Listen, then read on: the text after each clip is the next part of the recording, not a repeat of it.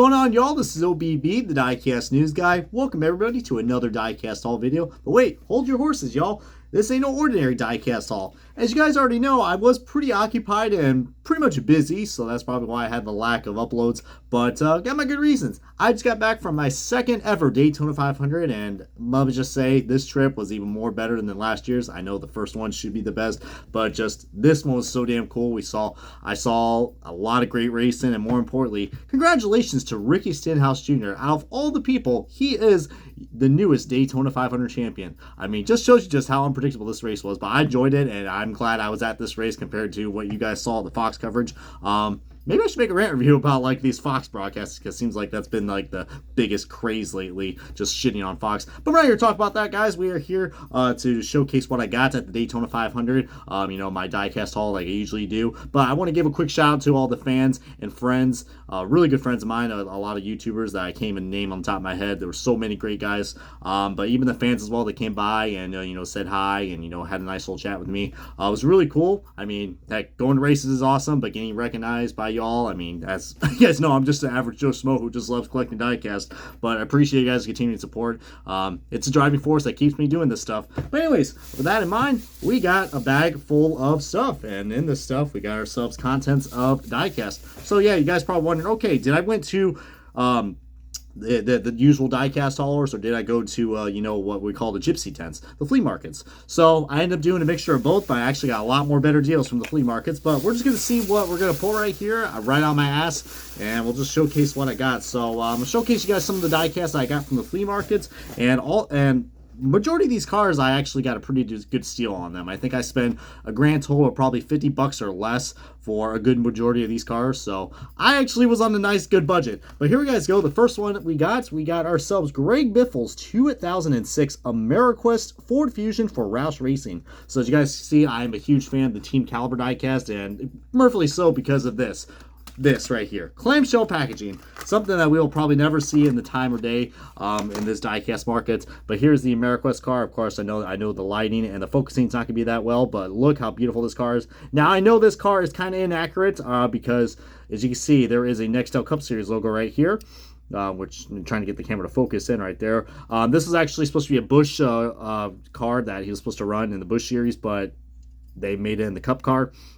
Well, the Cup Series logo, but still is a nice car, guys. I know the AmeriQuest cars, the AmeriQuest car from 2007 is a pretty hard car to find, but I decided to get this because I don't have any in my collection, and heck, you know, it's the Biff. I mean, who doesn't love the Biff? Plus, I did saw the Biff race his way into last year's Daytona 500, but I know a lot of people don't really like the AmeriQuest cars or the Team Caliber diecast because they don't have any taillights, as you can see right there. That's probably the only issue, but still, though, I mean, you got yourselves a metal diecast, metal chassis, and rubber tires, and shit, this thing was probably retailed, I think, about like maybe like $5. I mean, I probably got this for like maybe like $2 or $3 at the most. So I mean, the guy had a big stand, and he just said, okay, literally this whole pile that I'm going to showcase right here, he literally just said, okay, it's $10. So I got a good steal on some of these cars, but this is one of them in that pile. Might as well go ahead and show you guys the rest of that. But that is the first car right there, as I'm literally pulling out the next one. So this one I actually got from my good friends at Mead Motorsports. If you guys don't know, they are a great place to get diecast. He only sells them for about like $8 to $9 each, or he also does his famous deals, which are the two for $15. Well, in my luck, I actually bought 3 diecasts from him, which was the 3, but it was like 3 for $23. So heck, he really hooked me up. So Dennis, if you're watching this, appreciate you, man. I always am a big supporter of your wonderful diecast sale tent. So here you guys go. This is a diecast that's the newest release. We got ourselves the guy who probably had a good shot of winning the Clash and this year's 500, Ryan Preece, in a Rick Rare Racing car that he drove at the Coca-Cola 600 last year in the number 15 Hunt Brothers Pizza United Rentals Patriotic Ford Mustang. Yes, it is a Rick Rare Racing diecast, and this thing is currently sold out at Circle B Diecast. So good luck trying to get this car, but dude, this thing is so damn cool. So we see we got ourselves the beautiful Hunt Brothers scheme. It is a Rick Ware racing car, but it is patriotic, so that's probably the main reason why this car is selling out, because it's another new number to add to your next-gen collection. But just look at that, man. Doesn't that just look so damn beautiful? As my camera doesn't want to focus in on the front. There we guys go. But that is just so damn immaculate, man. So I just thought that was a great purchase to get right there. Might as well showcase the other two diecasts that I got from Dennis Mead, because, you know, I don't want to start pulling random diecast out. Oh, too late. I already did. So it was only appropriate for me to get this next car because, believe it or not, 1 year later, I did not got, as you guys know, my first Daytona 500 was last year, and I didn't got the diecast. Well, now I do. Austin Cindric's 2022, I almost said 21, good lord. What year we are, Brian? I think it's 23. Discount tire Ford Mustang for Team Penske. So yeah, I finally got this car because it is starting to dry up, and, okay, well, actually, I kind of had a good deal with this because you wouldn't believe how much Daytona International Speedway was charging these cars. All right, I'm talking not 10, not 12, $15. $15 for a 164 scale diecast. I was like, really? That can't be the only way I can only get Austin Cindric's discount tire car. So luckily it wasn't, as the camera's having a really hard time trying to focus in. There we guys go. Focus in on that confetti. There's probably too much going on. But yeah, $8 for this car. It is sold out at most of the diecast dealers, including Circle B Diecast. But mostly just had to get this because, heck, it's my first 500, and I already got Ricky Stenhouse Jr.'s car on pre-order. And yeah, I mean, I mostly just got that because I was at this race. This was my first 500, like I said. But you can't beat that. That is a really cool discount tire car. So you're probably wondering what the last car I got from Dennis Mead. And it is actually on a diecast that actually has been selling out quite a while.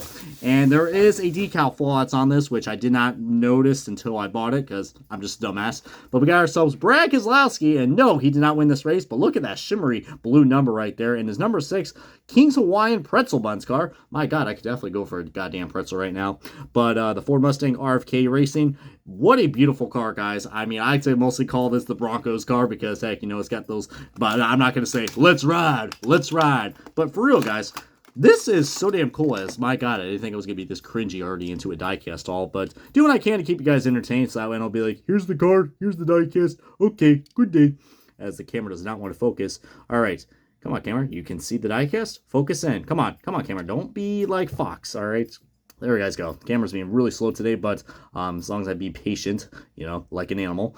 But this is just such a cool car, guys. The pretzel buns slider for Brad Keselowski. And you're probably wondering, well, Brian, where's the decal flaw? Look right here where that King's Hawaiian logo is. There is a big old paint chip right there. So, of course, I should be like, paint chip? Oh, freaking Lionel. But, you know, hey, I guess I didn't pay too much attention to the details, but if you look from it far away, it doesn't look terrible, but heck, yeah, decal quality is finest, guys, so heck, that's Lionel Racing for you. Alright, so that's already 4 diecasts we already showed, so next up, I'm going to go and showcase the diecast that I got from the haulers, which I only bought 2 because there weren't really that much early releases. So I will say there was another diecast I didn't pick up, and that was Dale Jr.'s late model car that he drove last year at at the North Wilkes-Barre race. I had a hard time pronouncing that. Good lord, what is English? More like gibberish. But yeah, I don't really like that car because the front end is on the wrong mold, so it looks kind of wonky. So I didn't got that. But these other 2 I got, this is an early release that I got from the JGR hauler. This is Mark Truex Jr.'s, the car that he should have won at Loudon, Interstate Batteries Toyota Camry for Jogos Racing. So, of course, me being a Mark Truex Jr. fan, I have to get this. And, of course, it's going to be a great car to showcase the side-by-side comparison of. I'm still kind of weirded out that he's driving the 19 Interstate Batteries car. But if you guys remember from this year now, all 4 JGR cars are going to have the Interstate Batteries. So, heck, I didn't think, you know, NASCAR returned to F1, but, heck, but you see, they definitely did a good job, you know, detailing the little details. Like, you do got the hood vents right there in the front, which my camera wants to focus on my damn face. But, yeah, though, I mean, that is so freaking cool, man, the number 19 Interstate Batteries car. It's even got the gunmetal rims as well. Just some nice, fine details that make this diecast looks a little bit better than the Kyle Busch car. But, heck, you know, if you want to get this, I had to spend $12 at the haulers. But at least I didn't spend $15, unlike with the, because this car did got released early in the metal chassis, but I'm not paying $15 for diecast. Speaking of a diecast that was $15 at the Daytona International Speedway shop, this car, you can actually get it for $3 cheaper at the NASCAR 75th anniversary hauler. So you probably won't know what this is, but I decided to get this because this thing actually looks nice, and I might do a review on it if you guys want me to. But this is the 2023 NASCAR 75th anniversary program car. Now, as you guys can see, guys, I'm not really a big fan of programs, but this is so cool. You got a nice little cool box right there, the NASCAR 75th anniversary logo, which I'm sure I do love this logo, but after watching the Daytona 500, you guys are probably sick and tired of seeing this logo because Fox just kept shoving it in your face like nothing, like see our logo, be our logo, shine bright like a damn diamond in the sky. And speaking of that, guys, here is the diecast. I will have to admit, this has actually got a lot of nice fine details. As you know, we got to wait for that camera. My camera, I think, is stuck in the past, like it's in 2007 or 1994, something like that. But yeah, guys, this car actually looks really damn nice, guys, with the NASCAR 75th anniversary logo right there. As all right, I really have to play around with my camera because my camera does not want to do anything. All right.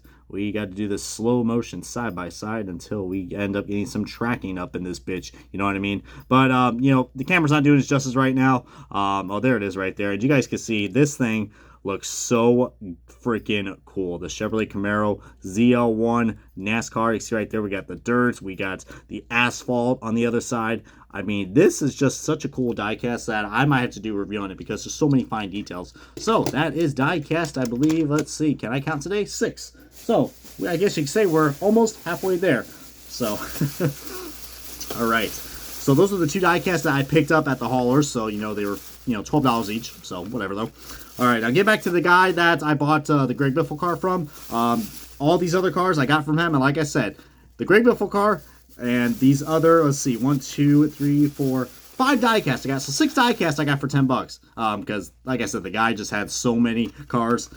This one, I'm so happy I got, guys. I guess you could say it's quite of a dream for me to get this. This is Michael Waltrip's Mikey 2005, or I'm going to say 2000, yeah, his 2005 Aaron's Dream Machine car that he drove for Michael Waltrip Racing in the Busch Series. And yes, this is a 1/64 scale diecast that has the Busch logo on it. So, heck, Team Caliper knew what's up. I'm so happy I got this. This was actually one of my favorite cars growing up. And I was like, man, because, you know, every time I saw this car when I was a child, I was like, man, that'd be a cool ride to sleep on, you know, because it's a Dream Machine car, you know, and you see those commercials with Michael Waltrip. I mean, but just, I love the Dodge front ends, man. The Dodge Chargers are still one of my favorite front ends to look at on a NASCAR stock car. And just, I mean, I know these cars are pretty bulky, but like I said, the metal chassis, the rubber tires, even the gold paint on this, guys, has like a metallic finish to it or something, but goodness gracious, it looks so damn nice. That is really, really cool. And then we got the Aaron's 499 right there when that was still, you know, a big race. But just, oh my God, this is just such a beautiful car. And you guys think I'm bullshitting, guys. Think guys I'm bullshitting. There is a Busch logo and a Busch pole logo as well. That is right there. So, heck, like I said, Team Caliper knew how to get accurate diecasts back then. And getting on to another Team Caliper diecast, we got ourselves another one that I actually saw from my good buddies at 07 Race Collectibles. So shout out to Tom. But finally got this from this club for this collection. This is the Schrader man, Ken Schrader's 2006 U.S. Air Force car. Speaking of the Air Force, guys, those Thunderbirds at this year's 500, holy shnikey. That was some intense shit. But the U.S. Air Force car, as the Team Caliper logo is starting to come off. But we're going to unpackage this for y'all and take a look at this Schrader mobile. This is back when he was sponsored by Little Debbie. My Lord. I'm sorry, every time I think of Little Debbie, I just can't think of that skit that Will Ferrell did on, what was it, Jimmy Fallon? Good Lord. But the U.S. Air Force car, guys, from the Wood Brothers. I mean, look at the gradient on this, man. This thing just looks so immaculate. The rubber tires, the metal chassis, I mean, just absolute perfection. This car has so much heft to it. I mean, you know, comparing this to like a current next-gen car, I mean, the difference is from night and day, man. There's so much heft and built quality to this. I mean, even down to the windows and the interiors. I mean, in the window net as well, guys. Really, really astounding job by Team Caliper, guys. But, you know, not many people didn't really like Team Caliper, I guess, because, you know, they're bulky and shit. And plus, there's even screws on the bottom, so you can actually go and appreciate the detail that was put into these things. But I absolutely love this car. This is going to be another classic car to review. All right, so we got 3 more diecast up in the chute and ready to, you know, set sail. So this next diecast does have some damage to the packaging, but heck, you know, like I said, I spend less than $10 on 6 diecasts, so I can't complain. But this is actually on a very rare car on your 2021 Daytona 500 champion. This is the Michael McDowell Thrivient Financial Chevrolet SS for the Vine Family Racing. Now, this box looks like it had water damage or something, but it was in one of those clearance bins. I was like, you know, so the box absolutely is looking like a train wreck, but the diecast is in mint condition. I cannot complain on getting a die cast that is pretty rare, and I spend less than $10 on it, even though it's got a damaged box. But dude, I'm not even bullshitting you guys. This car is a pretty rare one. The 2016 Levine family racing car. I mean, look at that. Look at that. Pretty much pristine condition, guys. Back when Levine was driving for Chevrolet, eventually they did go back to the Chevrolets when Casey Kane and Benedetto, I believe, or I think it was Casey Kane, I think. Yeah, when Casey Kane took over the 95. Remember that? Yeah, I remember that. Even Pepperidge Farm remembers. But the 3-minute car, which my camera still doesn't want to focus, I got to get it the right angle, you know? It's like, all right, focusing on that Smithfield. But the 3-minute financial car, guys, I have to admit, this car looks really nice. I mean, really nice. It's very simple, but I love the accents, the yellow 95 and, the yellow roof rails and the yellow splitter. Just a really, really nice car, guys. Hey, take it from this end, it kind of looks like a Jeff Gordon car. But I can't believe I found this. I cannot believe this, guys. And you guys think this is the rarest car I got in this haul. Just wait. I'm saving that bitch for last. All right, the second last diecast in this diecast haul video. This is the one I actually remember growing up, actually using this car. I think it was in NASCAR 08 or NASCAR 07, I believe. But this is, and I used to have the diecast of this as well, guys, when I was little. But this is Casey Kane's, I believe, 2006/2007 Busch Series car, guys. This is the one where he had all these, I guess you could say, like junior motorsport related sponsors before junior motorsports became a thing. But you see Regu, we got Hellmann's and Whisk. I mean, I can't believe I found this. I mean, this is actually a CFS promo. If you guys remember the CFS Contender Series, those were basically what Team Calibers were after Team Caliber couldn't make the diecast anymore. But my God, dude, I mean, the box is really cool. He had actually a good amount of these, so I wouldn't say it's probably a rare promo. But heck, man, I just did this because you know me, I love the CFS and Team Caliber diecast, and this one right here, no exception right here. I used to have the Winter Circles version of this, and it just looks so freaking cool. The Dodge Charger, which again, my camera doesn't want to do anything, so I'm gonna have to make some adjustments on that. But just this thing is just beautiful. Look at it. I mean, we got look, I think the main reason why I liked this car when I was a kid because I just liked all the the sponsors that were related to like food or something, like the Ragu, and then you got the Klondike Bar and Lipton and Hellmann's, Whisk, like really cool. And then right here on the front it says Ultimate Chargers Driving Home Solutions. I guess that's something to do with Dodge or something like that. But the number 9 Everham car, which if you guys saw, they did ran. I think this was in 2006. That was also the same year when Aaron Crocker drove that 98 car, the Cheerios Betty Crocker car. Yeah, that Aaron Crocker. But yeah, dude, this is so cool, man. I'm so glad I picked this up. This is gonna be another car I'm looking forward to review. And now I would say probably the best one for last. Now, I kind of hesitated a little bit. I didn't even hesitate at all. I was just looking through this guy's pile, which I just showcased all the diecasts I got from those Team Caliber cars and the Michael McDowell car. So I was looking through that same aisle, and I said, no freaking way I just found this. There's no freaking way I just found this. One of the most rarest paint schemes of the rarest drivers and rarest teams as well, I finally found in diecast form. And keep in mind, this was in a set for $10. I found a Tony Raines DLP car. This is his 2006 promo car, which is even rarer. Holy shit, dude. Holy shit. Hall of Fame Racing. I found a Hall of Fame Racing 1/64 scale diecast. How in the hell? Like, I mean, I practically robbed this guy because these things are so damn valuable. I mean... I can't believe it. I mean, look at this box as well, guys. The box looks freaking amazing. Look at that, guys. You get 2 different shades of the box. But just, I couldn't believe it. I couldn't believe I found this. Like, this is why I love going to the diecast flea market, especially during Daytona, because you do not know, this is the second year in a row I found a rare car. Just like what happened last year with the Brad Keselowski 2010 Penske car. I was able to find that, and now I got this, which I am so freaking happy, man. I cannot believe I did not spend a fortune on getting this car. I remember this car, and I was like, man, and even back then, it was pretty valuable. Just, there was something about the Hall of Fame Racing diecast that were just, that were just so unique and valuable. I mean, first of all, this paint scheme is so iconic. I mean, you can definitely see this car definitely showing his age. I mean, it is from 2006, but you know, the decals are starting to get a little sun damage, and even the interior as well.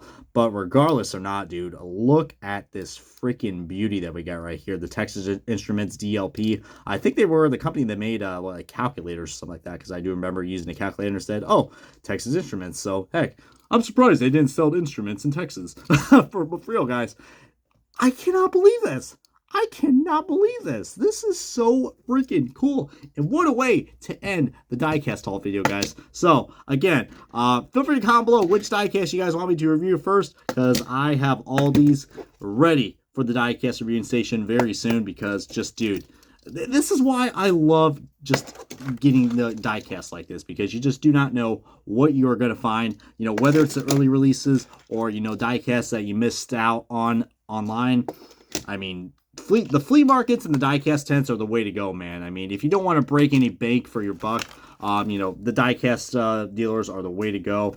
They're usually at every track or so, but heck, man, this was such a cool experience. And once again, just can't thank all the sellers that were out there, guys. I mean, I didn't really got most of their names, but just, dude, definitely, if you guys end up going to the Daytona 500 next year, definitely recommend checking out the flea market, because, as you guys can see, I found a lot of cool shit. But feel free to comment below what you guys want to share in the comments section. And yeah, this has been your boy OBB, the Diecast News Guy. Thank you guys so much for watching, and love and appreciate everyone, you guys that are continuing to tune in to this stuff. Really means a lot to me. And again, shout out to everyone who, you know, came up and met up with me. That shit was so cool, and you guys are the main reason why I do this shit, so I appreciate and love you guys to death. And yeah, we'll see you guys back at the reviewing station momentarily.